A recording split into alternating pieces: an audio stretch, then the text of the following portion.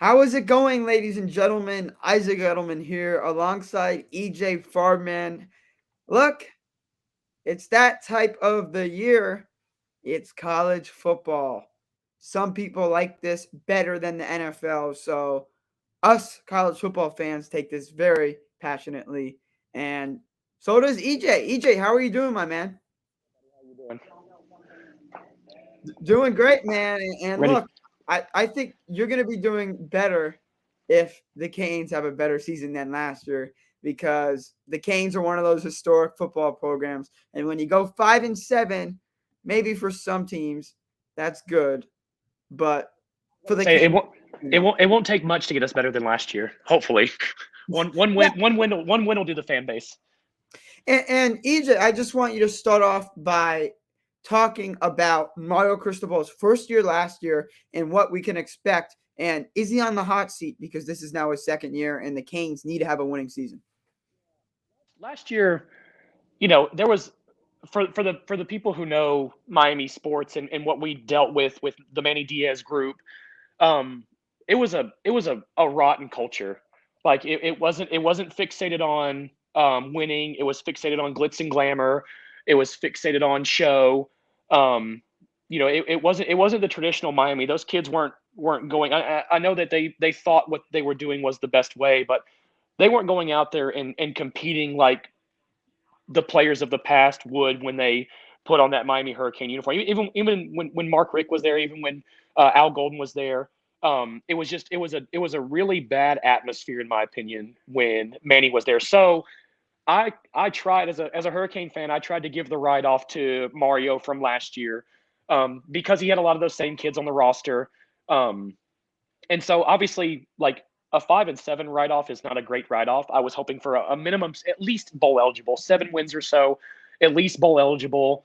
But I think this year, skating into the future, he's laid down his foundation and he's laid down his expectations. And there's not going to be any playing around going forward. There's if you're not here to do the job that Miami has granted you the opportunity to do, you're going to be replaced. And you start to see some of that turnover last year. You're going to see probably some more of that turnover this year. You're going to see, players are going to be playing for that emblem on that helmet like they used to. Yeah. And you're going to start seeing that the players they're recruiting, the make the crib great again. I'm not a big fan of sayings, but if it's what's got to motivate the kids to do the job that the Hurricanes of old used to do and get them checked in to the savage physical and mental game that football is, I'm cool with it. But going forward, like with Lance Goodry and Shannon Dawson, the two new coordinators, um, I'm a okay with them. I think they've got a lot to prove. They got a lot of grit to them. I wasn't a big fan of the staff last year. I thought it looked good on paper. Charlie Strong and Kevin Steele, those guys look great on paper, but there was no production out of them at all last year. So big payroll last year, no production, smaller payroll this year, and I'm hoping for a lot more production out of them. Yeah. No, that's really, really great analysis. And we're not even halfway through the show. And I feel like I got a lot. Um, Here's the big question, EJ. And sometimes on many shows, podcasters don't want to start off with this because they want to get deeper and deeper into the show. But the real question is, how can the Canes get back in the top 25 AP poll? They're not ranked heading into the season. Um, I think a big thing will be to make those big games competitive. You saw UNC last year, not competitive. Um, Florida State last year, not competitive. Really, Texas A&M was competitive just because both offenses struggled to that high of a degree. But to be nationally recognized, especially from a Miami football program perspective, talking the talk is cool, but walking the walk is what's going to get you back on that national stage. To where Miami has been before. They've shown that they can get there. They've shown that they can stay there consistently. But that's what's going to get them there. Is you know you see the off-season hype videos, you see the green tree, you see everything that goes on in the off-season, but translating that to on the field is what's going to put them back. And then, of course, not blowing a game to an MTSU, to a Miami of Ohio, to a Duke, even though they have a pretty competent roster this year with Riley Leonard at quarterback. making sure that those games are taken care of, and then making the Florida States, the Clemsons, even if you lose by double digits, make them competitive. Yeah. Make it something to where they're burning clock at the end of the game to keep you out of the end zone, or to keep you out of field goal range. That's what's going to bring Miami back into that relevancy contention. Not even top 25, but Yeah. just people believe in the program has taken that step forward, because for the most part, those games haven't been really relevant for Miami. Yeah. And of course the country looks at it and they're like, all right, you can beat Bethune-Cookman, right? You guys, you can beat up on teams of that caliber, and you should. Can you hang with the A&Ms, the Clemsons? Now Florida State is obviously relevant. And then of course UNC's been pretty high on people's boards for the past couple of years when they went through the Sam Howell era. So making those games competitive, if you win them, awesome. But I'm a big proponent of 1% better every day, and Yeah. for them it's 1% better every season going forward. And we have to show that we can maintain relevancy in those big games, not just against the Bethune-Cookmans and the Appalachian States of the world. Yeah, and that's really great mentality. I don't think, and you would know better than me, I don't think all of the Canes fans have that mentality, because having 6 wins on paper is improving because they had 5 wins last year. But for any team, this is in any sport that has such high standards of very talented history, you can't just get one more win. You need more than that. So with that said, and obviously, I think a lot of college football fans are looking forward to the week 0, week 1, whatever, the first game, because it's the Miami matchup. Who's the real Miami? Is it this Miami, or is it the Ohio Miami? You look at some of the best college roster to ever take the field, the 01 Hurricanes, right? Stacked top to bottom. It's no doubt the Hurricanes when you look at the history of the programs, right? I don't think Miami of Ohio has ever sniffed the grass of a big game, whether it's a New Year's Six bowl, whether it's a national championship, whether it's having someone go in the first round of an NFL draft, aside from Ben Roethlisberger. So when you look at it from that perspective, it is Miami, but we've said the same thing the past couple of years, with like, the MTSU game, for example. They blew the lid off of us. And so I'm a realist when it comes to sports. Like I don't overhype my team without having justification for it. Miami of Ohio scares me. They had the 20th best ranked passing offense last year. They were an air raid offense. And their quarterback, who's been talking a lot of noise, says that we're the real Miami of Ohio. It's based in Ohio. And if I'm Miami, in reality, the country the world knows who the real Miami is, right? Yeah. But I still think that Miami has to earn back that title. I think when you look at from a history perspective, we know who the real Miami is. But from the last 5 or 6 years, Miami of Ohio could be the real Miami. You know what I mean? Like I don't want to say that as in I'm putting my team down or anything, because I ride or die for Miami. But at the same time, what product have we put on the field to show that we are the real Miami? You know what I mean? Like we had a trash season last year, a garbage season last year. Yeah. And with that said, it doesn't get easier. Well, you're an ACC team, so it can't possibly be easy. And if it was, that would be a problem. That means the teams in the ACC would be in a better conference, because, look, this is who you're going to face. These are the teams that are ranked right now. You got UNC, Texas A&M, you got Clemson, and then, of course, FSU. It doesn't matter if FSU's ranked or not. FSU's always going to give you the run for your money, because it's that rivalry game. You know about it. It's just a huge game. But Jordan Travis is a Heisman Trophy favorite. FSU, I was going to say arguably, it's not even arguable. Right now, the best team in the state of Florida. Yeah. Obviously, we cover all of Florida teams and FL teams, so that role does matter. And obviously, FSU is just talented all around the field. I wouldn't be surprised if they're in the top 5 by the season's end. But I want you to first touch on the big games. Obviously, you're going to touch on the ranked teams, because those are the big games. And then after you're done touching on these big games, touch on your prediction for the Canes' end of the season record. So, obviously, to me, the biggest game every year is the Florida State game, right? It's without a doubt, it's the biggest game every single season. And even if they are ranked top 5 and we're ranked top 50, or outside the top 25. It's still, aside from last year, there hasn't been too many blowouts back and forth within the last 10 years or so. They've been pretty consistent games within 2 scores or so. But that being the biggest game is also the one that scares me the most, because there's a lot of recruits out there that are still weighing, do I go Tallahassee? Do I come down to Miami? I'm in the state of Florida. I can put on for either school if I want to. That being the biggest game in my opinion. And then of course, to me, the Texas A&M one speaks volumes, because they play in a conference that no one in the country thinks can be touched, the SEC, right? Every national championship, every college football playoff, there is an SEC. I mean, you look at Georgia; they could possibly three-peat this year. So I think that's because Texas A&M is predicted to be pretty stout this year. Their defense comes back. They just announced their starting quarterback just a couple days ago.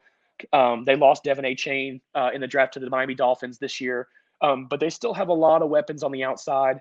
So to me, aside from Florida State, that Texas A&M is the biggest game this year, because it's tone setting to let the country know that we lost last year, but going forward from that last year, Mario's first year, is that we can play with some of the better teams in some of the better conferences.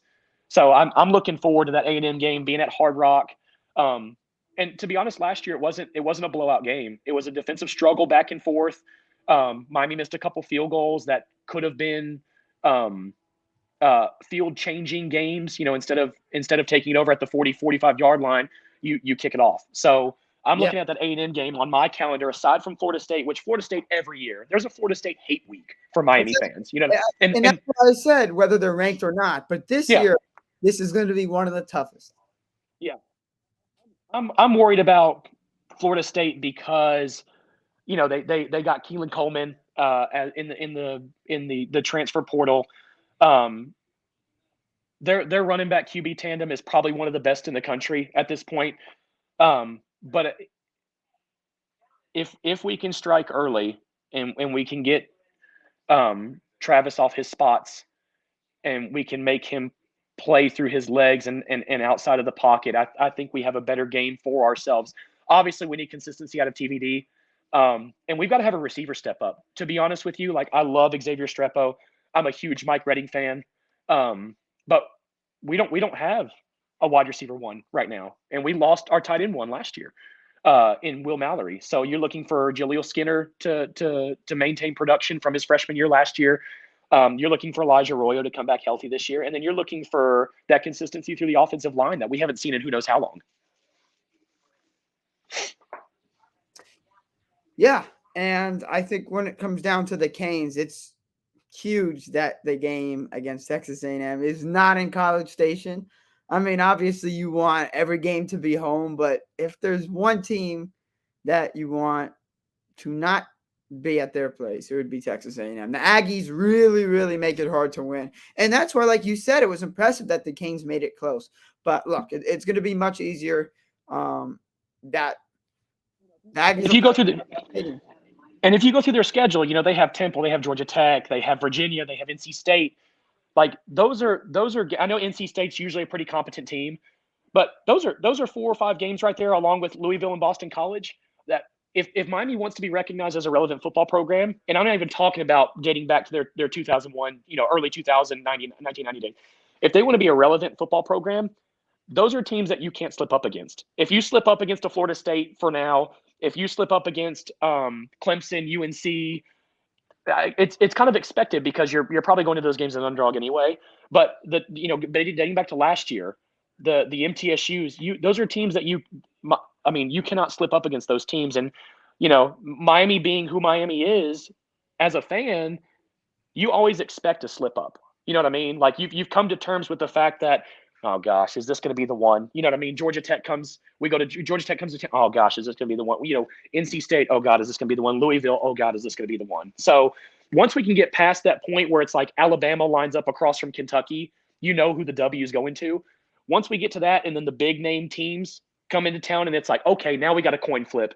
Yeah. Then we can talk relevancy. Yeah, definitely. And in terms of taking a big step this year, you need to see something out of Tyler Van Dyke. I mean, whatever you do in your freshman year, you're supposed to do better your sophomore year, then Yeah. even better your junior year, and then your senior year if you're not already in the NFL draft.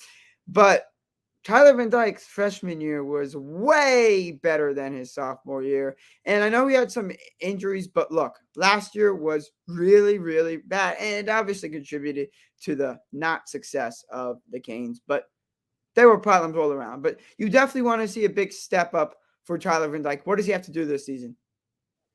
And health, obviously, like if we rule out health, right? Because that's health is for anybody to have a good season. Yeah. Health is number one for anyone to have some sort of a good season. Um, you have. I know he's got a relationship with Xavier Strepo. They're golf buddies. They're roommates. But the issue the past couple of years was not having enough weapons, right? Colby Young came into the scene this past year, had a good season for being a JUCO transfer.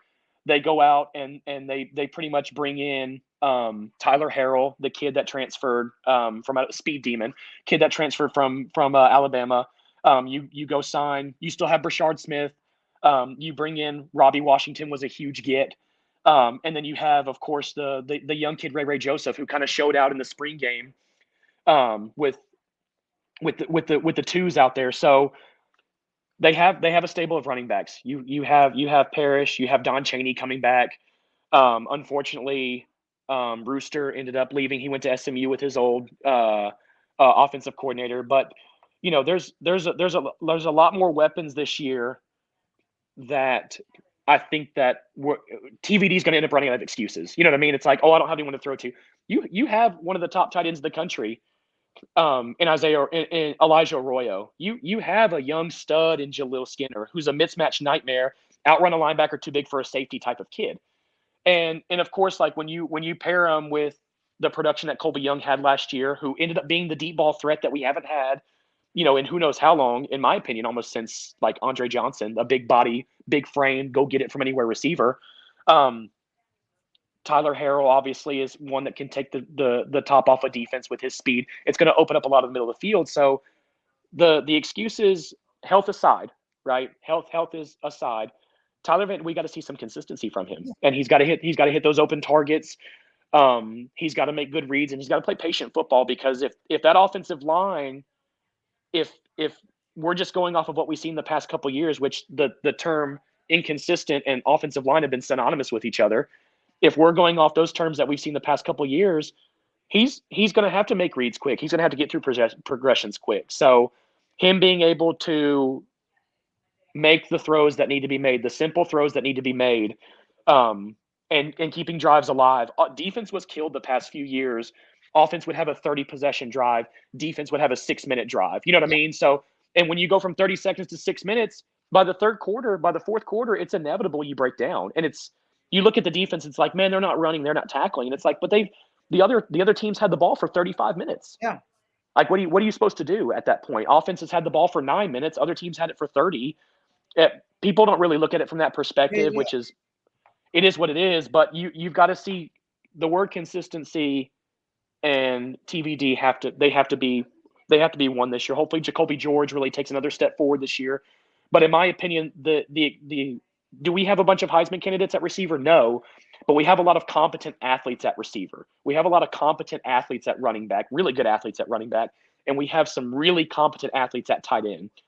The personnel, not having the right people in the right places, in my opinion, is gone. We're past that now. So TVD's got to step up. He's got to make plays when they count. The 3rd and 3s, to keep drives alive. That stuff's going to matter this year. Yeah, I completely agree. And obviously he cares about his team, but in a way, he needs to care about himself too. Based on his freshman year performance, he's expected to be a top draft pick. And let's say he doesn't do good this season. That's going to be 2 straight years of not so good quarterback play. He's going to be in trouble. So, look, we want to touch on a few more things. I first want to say, because I wanted to mention this at the beginning, no matter how good the Canes do this season, or no matter how bad they do this season, the future is bright. I am lucky to live in South Florida, and South Florida is known for high school football, and I cover high school football. The Canes even despite having a very bad season last year, are doing amazing recruiting wise. Lucky enough to meet OJ Frederique Jr. He is a cornerback from St. Thomas Aquinas, a 3-star. He's committed to Miami, and one of the best from Shabadan Madonna, arguably the best, one of the best programs in the state of Florida. Josiah Trader. He's going to be a heck of a running back. You want to see those offensive players because the running backs, the quarterbacks, the wide receivers are the guys that stick out the most. So just wanted to stick that out there because that's positivity. Canes fans, I think, need that because you have a 5-7 season, but you still can recruit so well. EJ, talk about the recruiting this summer. Obviously, I only touched on 2 players because those are the only 2 Canes recruits I met, but I want you to touch on just some big guys they notched. So there's one thing that Mario will not be outdone in. The dude is a disgustingly relentless recruiter. He obviously dating back to when he was on Miami's roster. He has deep ties to South Florida.